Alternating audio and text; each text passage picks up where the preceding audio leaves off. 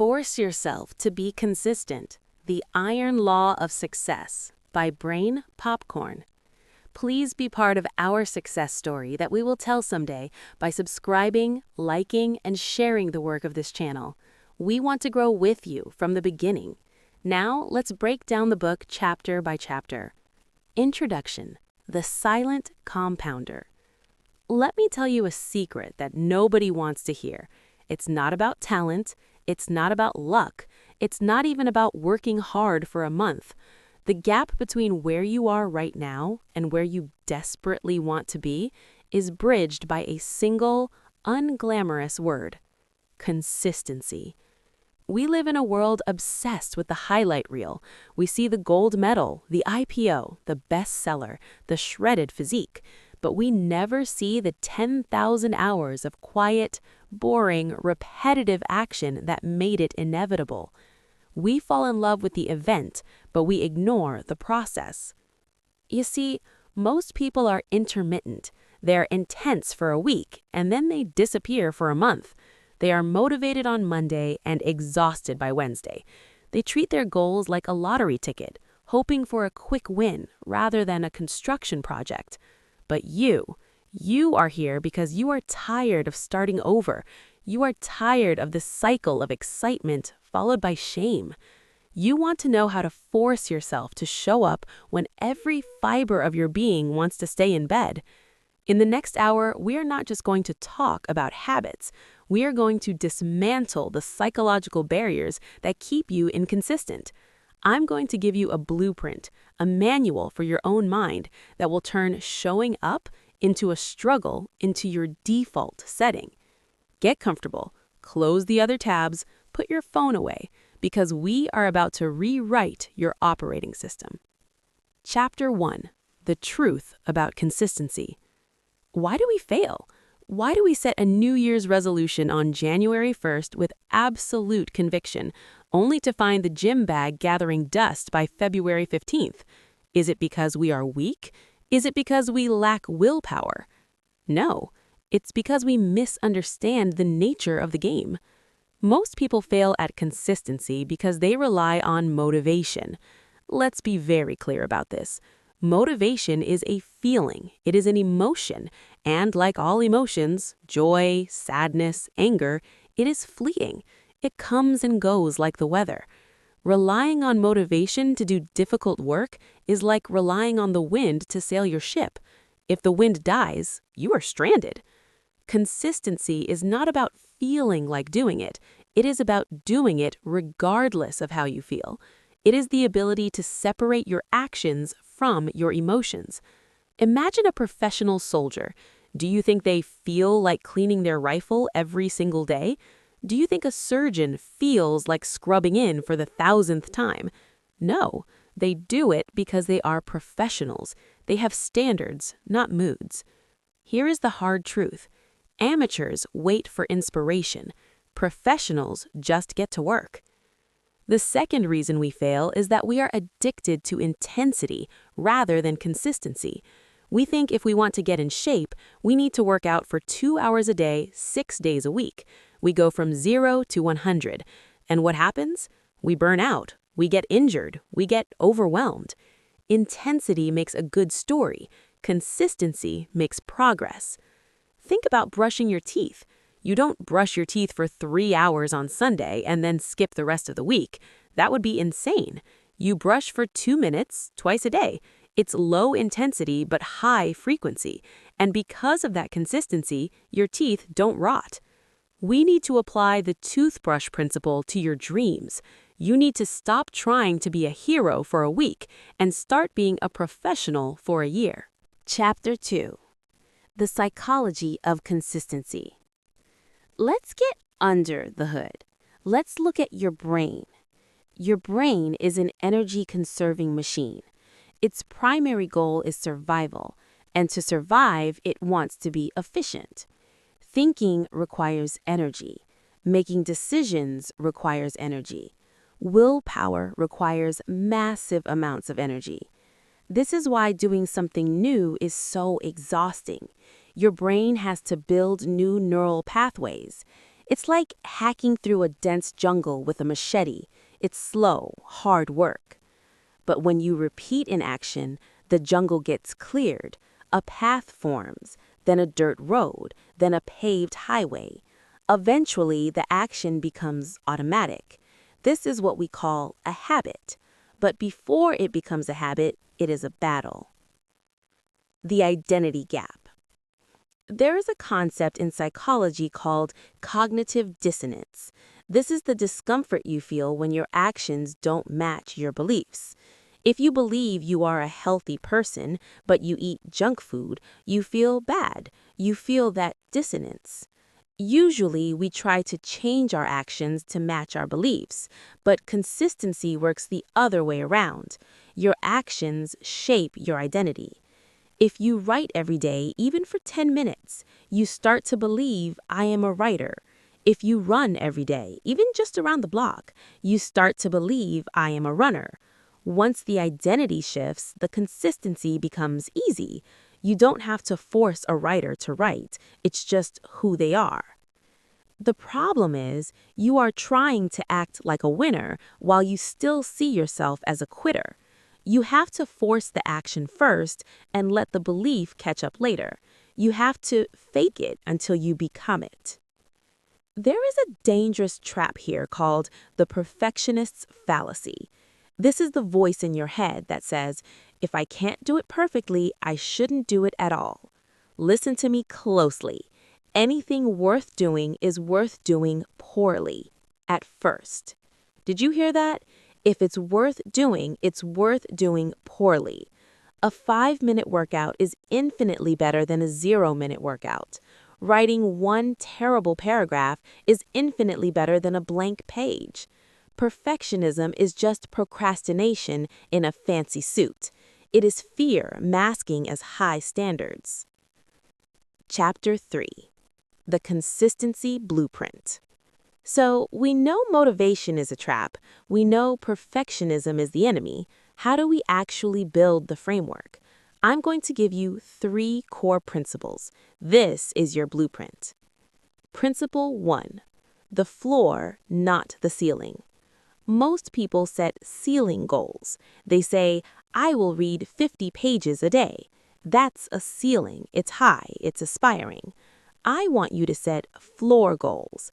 A floor goal is the absolute minimum viable action that counts as a win. For reading, the floor might be read 1 page. For the gym, the floor might be put on my gym shoes and step outside. Why do this?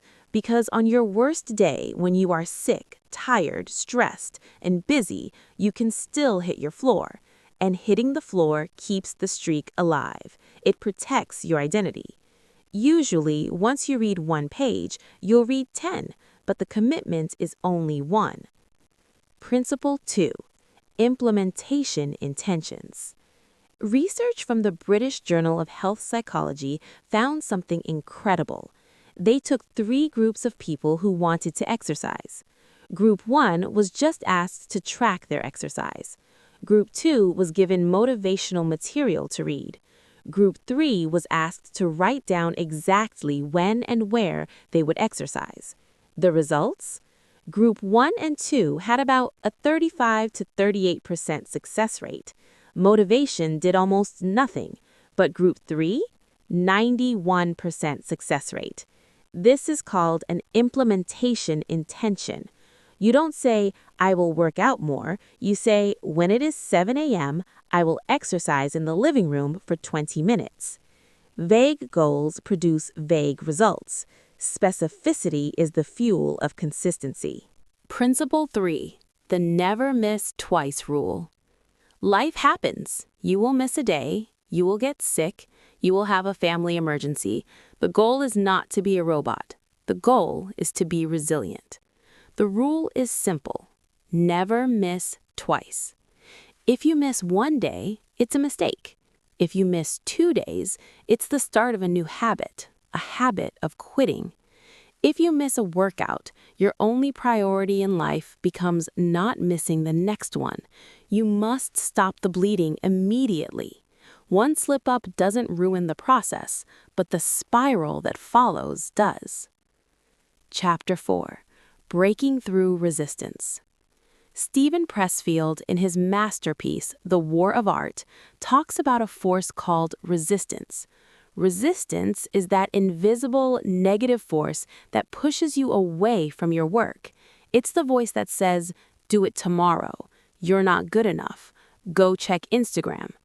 Resistance is smartest when you are closest to a breakthrough. It feels like logic, but it is fear. How do we beat resistance? We have to make the start stupidly easy. We have to lower the activation energy. Let's talk about friction. Friction is anything that makes a task harder to start. If you want to play guitar, but the guitar is in its case, in the closet, behind the vacuum cleaner, there is too much friction. You won't play.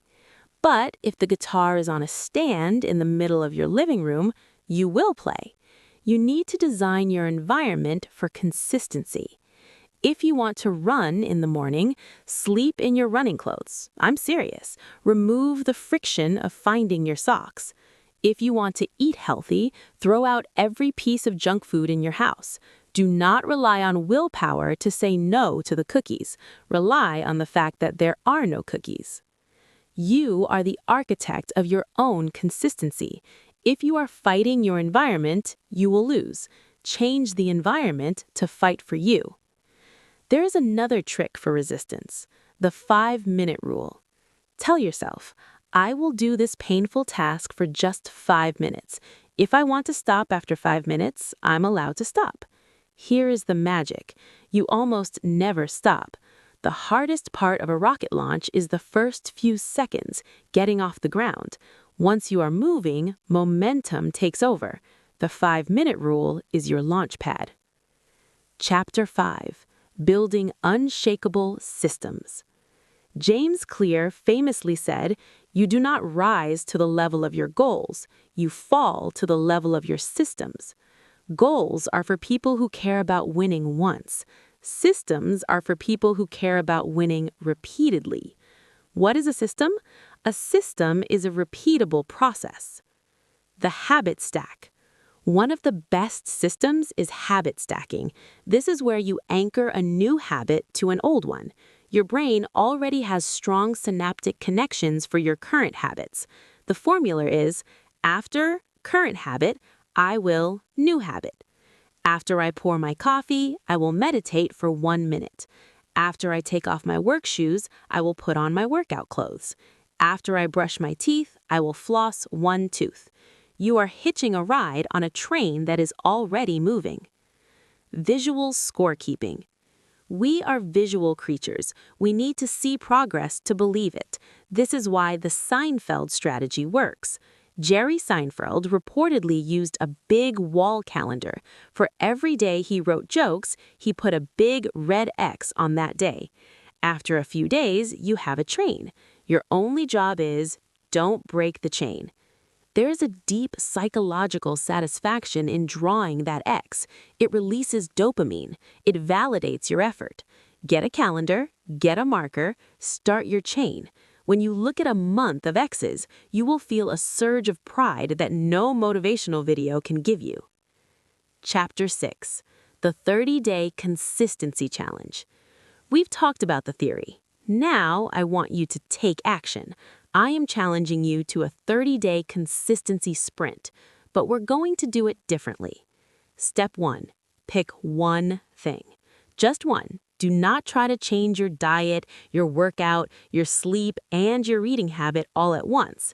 That is a recipe for disaster. Pick the one keystone habit that will have the biggest impact. Step 2. Define the floor. What is the stupidly easy version of this habit?